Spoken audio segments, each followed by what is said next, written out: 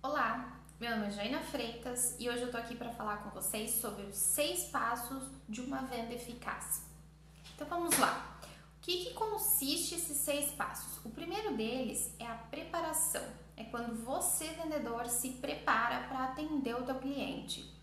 O que consiste a preparação? A preparação, ela tem 2 pontos essenciais. O primeiro dele é você conhecer o mercado que você atua. É você estar por dentro das tendências, você saber quais são as ameaças, as oportunidades, os pontos fracos e os pontos fortes. Afinal, todo negócio tem pontos fracos que a gente precisa trabalhar e pontos fortes que a gente precisa ressaltar, tá? Então, esse é o primeiro passo dentro da preparação. Qual é o segundo ponto? O segundo ponto é você saber qual é o perfil do seu cliente. Como é esse cliente que você pretende atender, tá? Quem é essa pessoa que vai estar disposto a pagar pelo teu produto ou pelo teu serviço? Dentro disso, a gente já consegue direcionar para o segundo passo.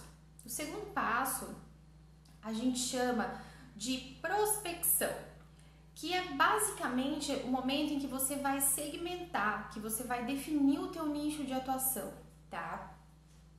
E por que é importante definir esse nicho? Eu sempre gosto de falar que quem quer vender para todo mundo não vende para ninguém, né? Então é preciso que a gente consiga ser um pouco mais específico, né? E quanto mais a gente conseguir nichar o mercado que a gente quer trabalhar, quanto mais específico a gente conseguir ser, uma venda mais qualificada a gente vai conseguir fazer. Tá? Então esses são os 2 primeiros passos que são super importantes para você conseguir fazer uma venda eficaz. Entrando no terceiro passo, que é a abordagem, é o momento em que você vai se comunicar com o seu cliente. Esse passo é importante porque é o momento de você ouvir, de você entender melhor quais as necessidades desse cliente, de você entender de que forma a tua solução, seja lá o teu produto ou o teu serviço, vai conseguir atender as necessidades dele, tá?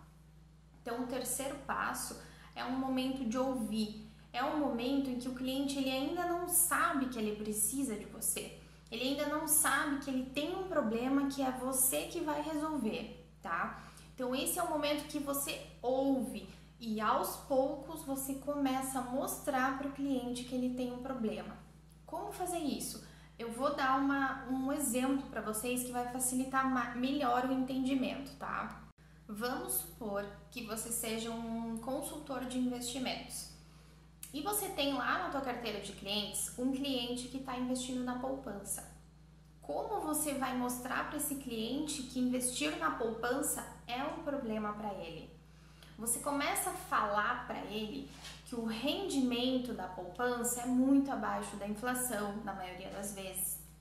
Você começa a falar para ele que investindo na poupança, ele vai demorar muito tempo para alcançar os objetivos que ele quer na vida, seja pensando num prazo aí de 10, 15 anos, né? Que existem outras alternativas seguras da mesma forma que a poupança, mas que podem trazer um rendimento muito maior para ele nesse mesmo período, tá? E aos poucos, quando você vai mostrando para o cliente que ele tem um problema, ele vai começando a conectar os pontos e ele vai começando a sentir uma dorzinha lá que vai incomodar ele. Por quê? Porque ele tomou consciência que ele tem um problema, que até então não incomodava e ele não tinha essa consciência de que isso era um problema, tá? Mas você foi lá, cutucou ele e mostrou que isso sim é um problema e que ele precisa ser solucionado e isso começou a incomodar o teu cliente. E isso vale, gente, para qualquer mercado que você atua. Tá? Isso é uma forma de abordar o teu cliente. A gente chama isso de topo de funil. Quando você está abordando clientes potenciais, mas que eles ainda não sabem que precisam de você.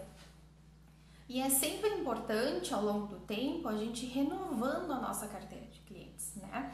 E quando eu falo renovando, isso não significa que a gente vai deixar de atender alguns clientes.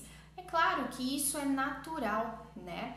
Por quê? Porque às vezes a gente tem um mix um pouco enxuto demais, que faz com que a vida útil do nosso cliente seja curta dentro da nossa empresa, mas isso não significa que um cliente não vai mais voltar, né? Mas pode ser que nesse momento encerrou a necessidade dele, mas que futuramente, se ele precisar, ele tem para onde retornar, né?